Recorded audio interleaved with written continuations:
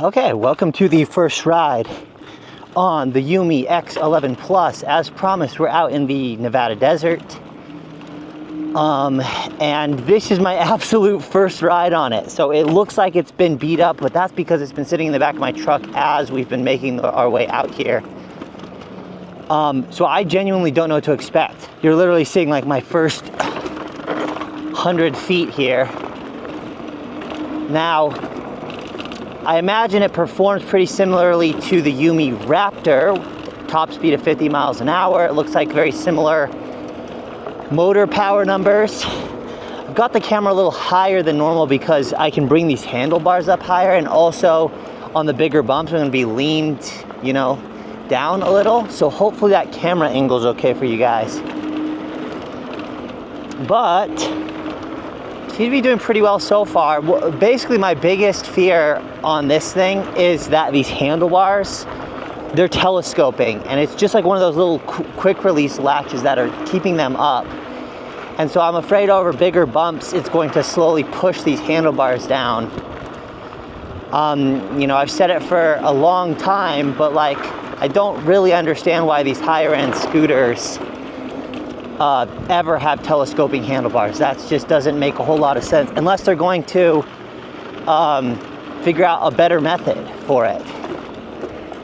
This dirt's nice and loose here, so I just got to be a little careful and kind of figure out what the limits of this thing are. Also, oh, that's nice and deep. Nice deep silt sand. Also, these tires are pumped all the way up, so they're still at 50 from when I was, so I did do just like one little lap real quick to make sure that the scooter worked before I took it out here, and I pumped them up to 50 to ride on the street. But in terms of like actually like riding it for longer than about 30 seconds, this is it here. It seems to be doing pretty well. As long as there's no unexpected bumps here. I suppose if I wipe out, you'll be able to see it. Get an exclusive look at me eating it.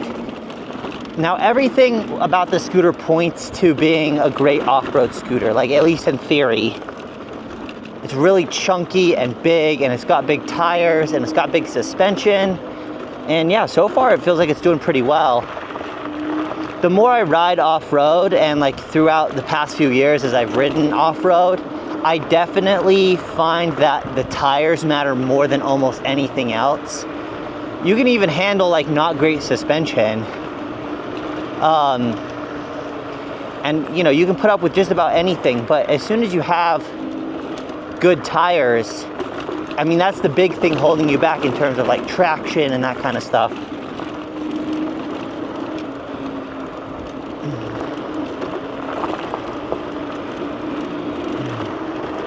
Feels pretty good. It's nice and beautiful out here. Beautiful morning.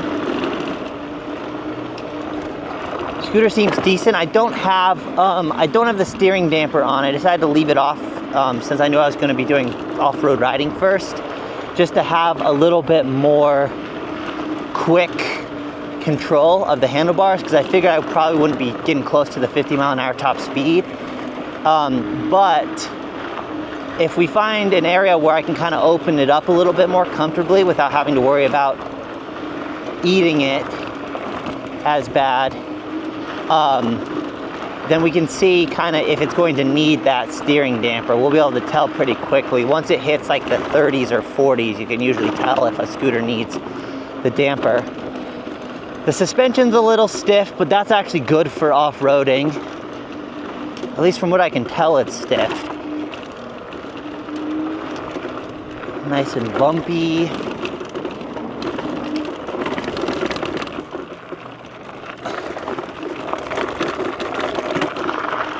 Yeah, it seems to be handling most everything so far.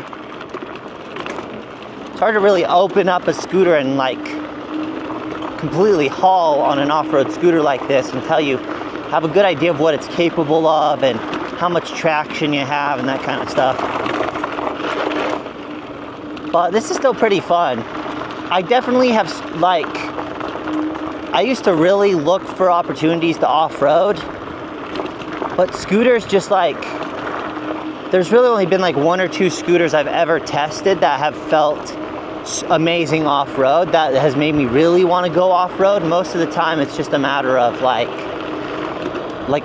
my hands get fatigued and my legs get fatigued and my feet start hurting, like just from like the constant bumps and that kind of stuff. Oh crap, whoa. Oh, my heart jumped on that one. Almost ate it bad. Yeah, I get fatigued and kind of just fed up with off-roading much sooner than normal riding. Kind of open it up just a little bit here. Don't want to go at kill myself speed since I don't have. It's so hot, even up in the mountains here in Nevada. It's still like 90s in the morning. So I didn't wear a jacket, so I don't want to absolutely kill myself. I also don't have cell service, so wouldn't be optimal to need first aid right now.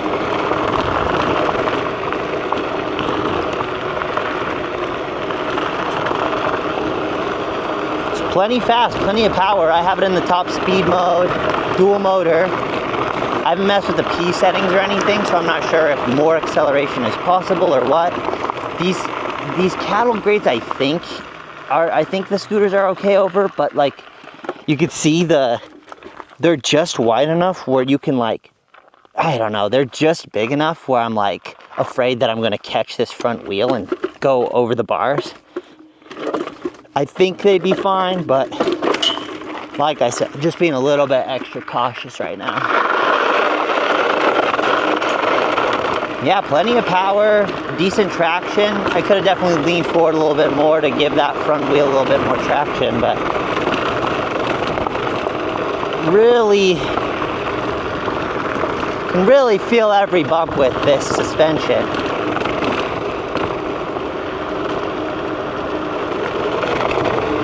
Open it up just a little. It says 36. So GPS realistically is probably just over 30. These scooters tend to read much higher than the actual speed.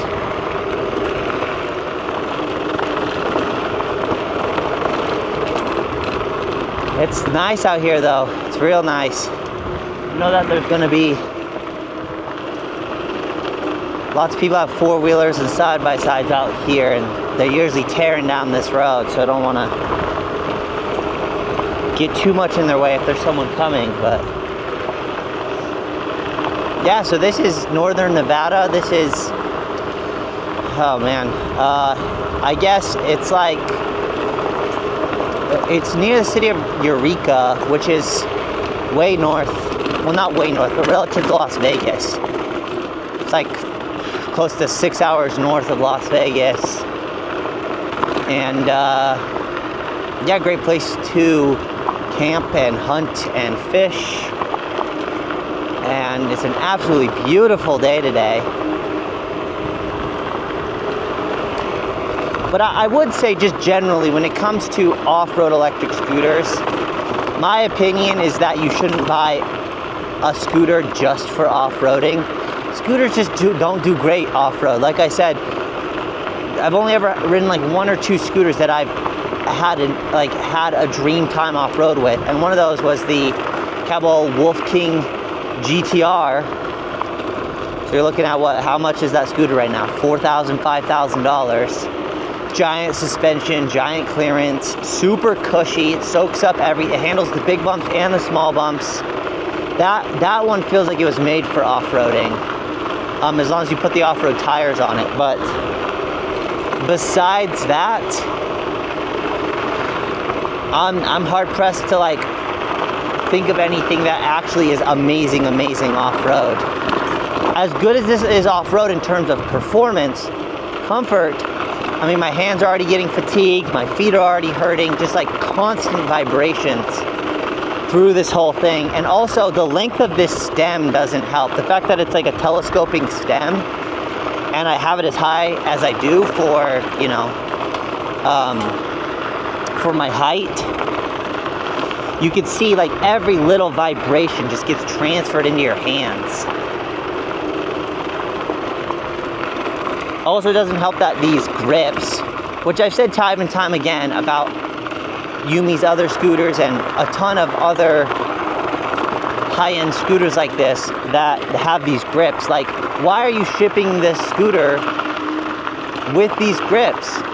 Why are you not shipping them with locking grips? It's like such a weird cost-cutting thing that like locking grips cost so cheap. They're just as cheap as these crappy slide-on ones. So why not just give us some good grips out of the box? Obviously, like I always say, the upside is that you can just put your own locking grips on these. You don't have to, you're not like forced to use these. How's it going? You're not forced to use these. Where is he going? Oh, he's still looking at Yui. Oh, we've got like these braking bumps.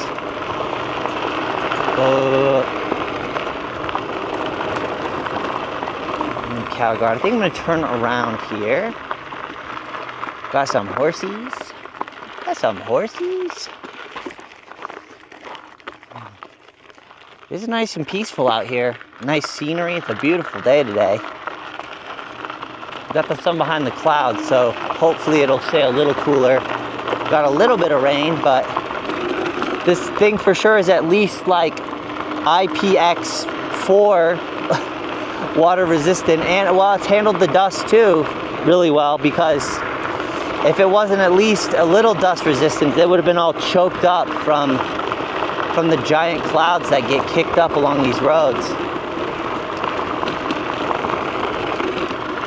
I don't know off the top of my head what the IP rating is. I'll obviously cover that in the full review when I get to it. Well, let's think. Other thoughts. I haven't really adjusted the cockpit. This is kind of the cockpit out of the box. You see that the brake levers are a little flat, but because the handlebars can come up higher, it's not the worst thing ever. I still think I will tilt them down.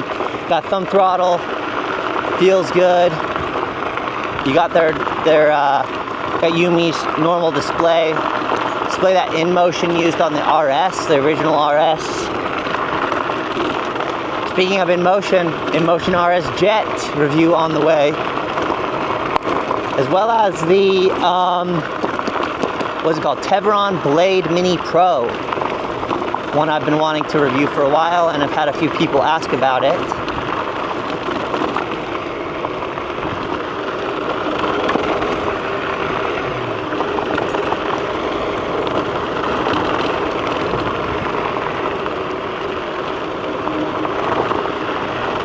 I probably should have made a better note of which side road I came out of. I didn't even think about that. I genuinely didn't even think about that. I was so focused on riding that I didn't think about getting back. So we'll find out here if I can, if I'm able to get back to the campsite. I know it's off to the left here, obviously, and I think I should be able to recognize it visually. So we'll see. We will see here.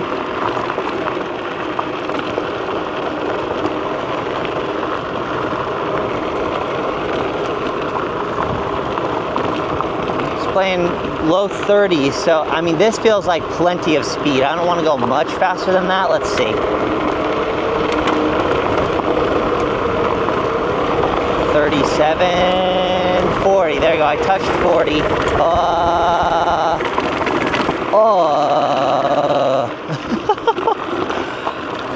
I'm also afraid of these handlebars just like slapping down on a big bump. They haven't moved so far, which is good. But yeah, the off-road scooter, the reality is you need fixed handlebars for it to truly be like confidence inspiring. So I wouldn't classify this or most scooters as off-road scooters, but more as off-road capable or all-terrain scooters.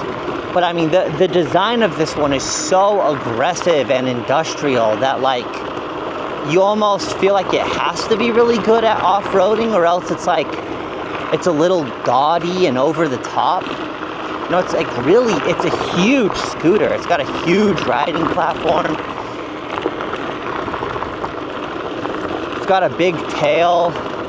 It's got that like very like stereotypical like direct China import look to it, which is not always a bad thing, but it definitely doesn't, in terms of like visually, like it doesn't set it off on the right foot. Whereas Yume's Raptor, that has a unique design.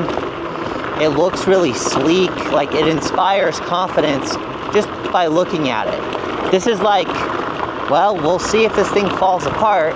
And I wouldn't normally take a review like this on a scooter that looks this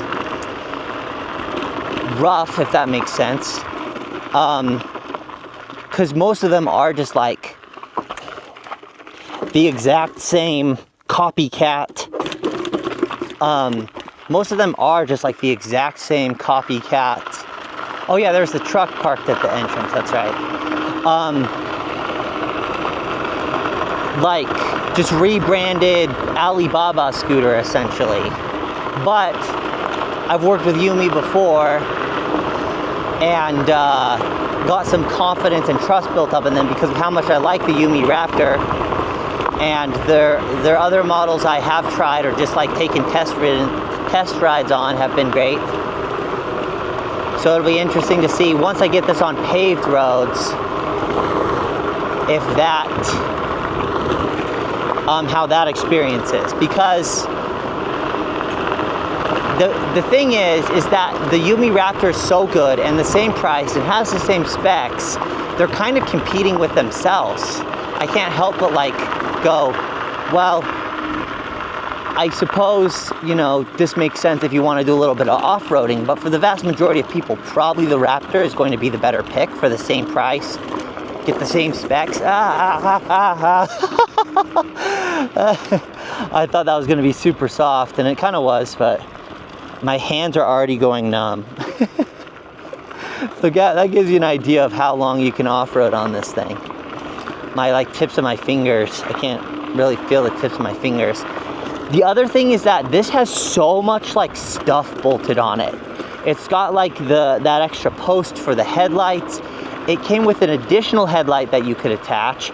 It's got like so many cords and wires, and the folding mechanism is so complicated, and it's got the attachment points for the steering damper that just like, there's just so much going on with this scooter. It's a little bit like, it's a little bit overwhelming. It feels like you're carrying around all this extra weight and complexity for no reason. But yeah, just keep in mind, this is my like first impressions and my first ride period, and it's off-road. So a lot of these things might not bother me as much or apply as heavily to an on-road riding experience. So we'll have to see how that goes. We'll have to see once I get it on-road. But again, even if the on-road riding experience is great, to me it feels like a hard sell over the Raptor with how good the Raptor is. They have 3 scooters at like the exact same price point with the same specs. And this one and I think it's the Y11 Plus, that's like kind of similar industrial rough design like this. I think the Raptor looks better. It's got the really big slick tires for on-road riding. Like, as you've seen, this is plenty capable off-road. It's just a matter of how much off-roading you're going to do. It's definitely something that if I wasn't recording content for it, I don't think I would like go out of my way to take this off-road.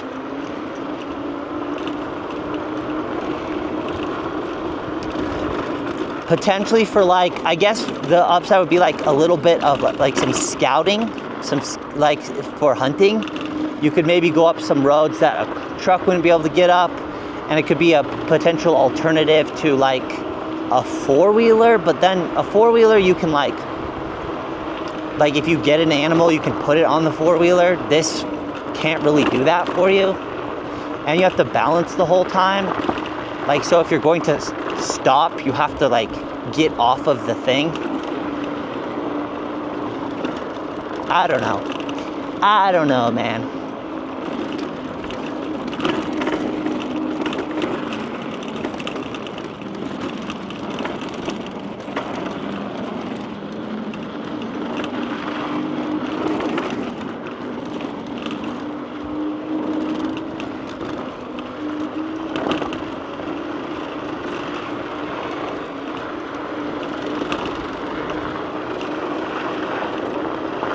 I really should try and get my hands on a GTR again.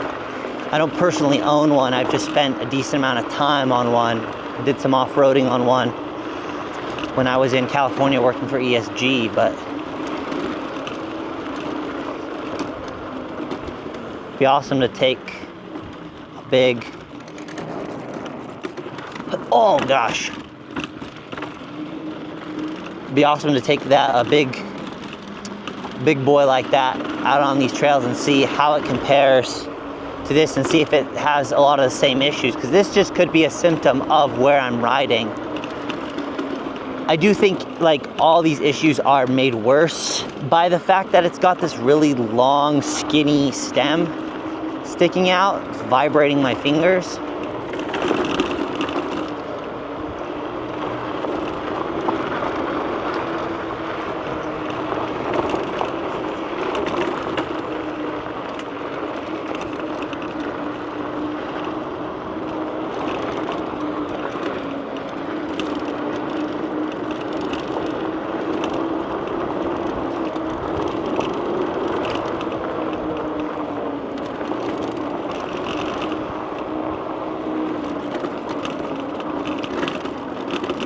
All right, coming back into camp now. Thanks for riding along with me. I would have liked to showcase maybe a little bit, some more of its capabilities, but it's just not very comfortable to ride off-road. My leg already hurts, my fingers, I'm not joking, my fingers are legitimately numb. I can barely feel them. So thanks for riding along. Let me know what else you want to see. I will post that. The Tevron Blade Mini first ride, and I'll also post the InMotion RS Jet very soon. So stay tuned. Thanks for watching, and I'll see you in the next one.